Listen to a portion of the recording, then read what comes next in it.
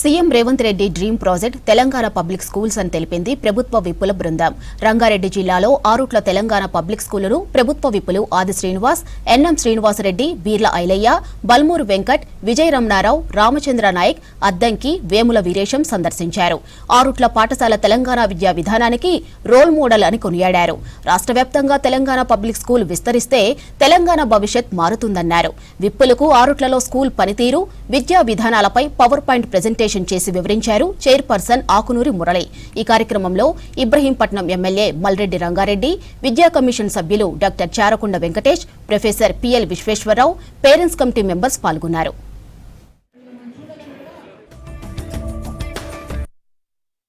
ఈరోజు ఆరుట్ల తెలంగాణ పబ్లిక్ స్కూల్కి 9 మంది శాసనసభ శాసన మండలి విప్పులు ఇక్కడ రావడం జరిగింది. అట్లాగే స్థానిక ఆనరబుల్ ఎమ్మెల్యే గారు, ఇబ్రహీంపట్నం ఎమ్మెల్యే గారు కూడా విజిట్ చేయడం జరిగింది.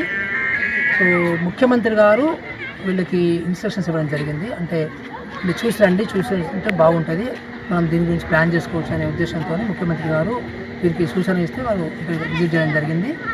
చాలా విషయాలు తెలుసుకున్నారు. ఇక్కడ ఈ స్కూల్ ఎట్లా పనిచేస్తుంది, సో ఇక్కడ తల్లిదండ్రుల పాత్ర ఎట్లా ఉంది, సో ఇన్ఫ్రాస్ట్రక్చర్ ఎట్లా బిల్డ్ చేశాము, సో ఇవన్నీ మొత్తం సౌకర్యాలను కూడా చూశారు. చాలా సాటిస్ఫై అయ్యారు. సో వాళ్ళకి ఈ మోడల్ 100% నచ్చింది. సో వాళ్ళు ఉత్సాహంగా మళ్ళీ వాళ్ళ సొంత నియోజకవర్గానికి వెళ్ళి అక్కడ కూడా ఇలాంటి